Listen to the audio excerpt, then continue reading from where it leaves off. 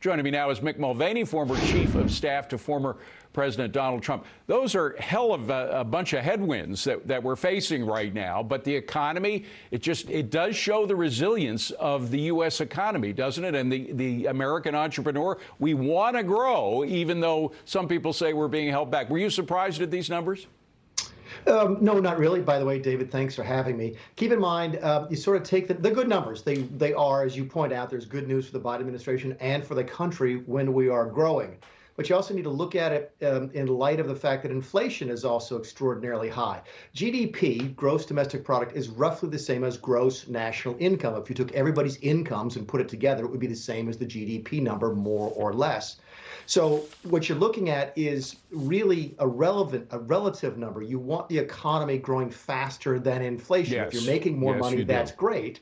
But I'm not sure we're there yet. Well, that's why we're so worried about inflation. You'd rather have 3% growth and zero inflation than 6% growth and 7% inflation. Yeah. So again, good numbers, but you have to sort of take it with a grain of salt and wait and see how inflation comes out over the course of the next several months. No, you make an excellent point. And there's another caveat, which is that a lot of it was building up inventories. If you strip out from that number the inventory numbers, you get a growth rate of 1.9% in the fourth quarter. That brings the annual rate way down, much less than inflation. However, good numbers.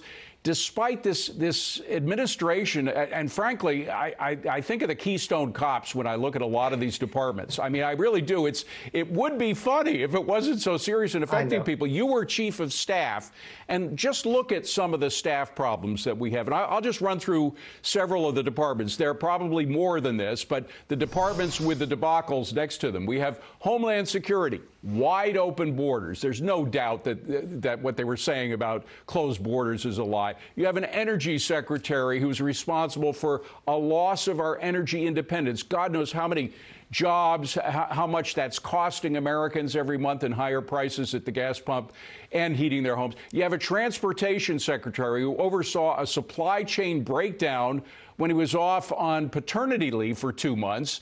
He also has this horrible trucking crisis now because of the vaccine mandate. You have an HHS secretary who's very rarely seen, despite pandemic woes of testing problems. We got these vaccine mandates that got knocked down. We have therapeutic shortages right now with the monoclonal antibodies. A Secretary of State, we have, I'll just mention the countries, Afghanistan, Russia, China, take your pick. Labor Secretary, one could say he's responsible for a labor shortage. And finally, the Treasury Secretary, of course, was famous for saying that inflation is transitory. So how would you, as chief of staff, deal with a staff that was responsible for so many mistakes? Yeah, here's how I sort of look at that list, right? I put them in a couple of different buckets. There's some that are where they are because of bad policy decisions by the Biden administration. Energy, for example, that's not an execution problem. That's a policy problem. And elections have consequences. You've got Democrats running a place. You're going to have bad energy policy. That's fine. Then you go into other things, though, like Afghanistan. That's an execution problem. That's just not doing the job very well. You mentioned the transportation secretary who went on paternity leave. Listen, I'm a big fan of people taking care of their families. I buy into that. But when you're a cabinet secretary, I didn't see my family for weeks at a time, David, when I was in the administration. Right. The job comes first. And when you don't go to work for a couple of weeks, you're going to expect bad outcomes. And then finally, you've just got folks making bad decisions. You know, Janet Yellen was just wrong on inflation. So you're right. It is a travesty of errors. It's a bunch of bad decision making, a bunch of bad policies. It is a miracle the economy is doing as well as it is, and it's a testimony to the testament to the American public and the American economy to see that number today. Yeah, Mick, let me just read something that came from one of our viewers, and we've got a smart group of people watching the show, and there's one guy, US, we'll say, who was talking about the various departments we have and saying we should be talking about demolishing one of those departments, the Department of Education in particular. Should President Reagan's failed attempt to abolish the Department of Education be revisited? We know it's not going to happen during this particular administration, but you know, you have these huge bureaucracies, and you think of all of the failures of education in this country, particularly during the pandemic, but even preceding the pandemic, when we saw test scores go way down, and we're spending more money than ever educating our kids and getting less out of it. Should we really consider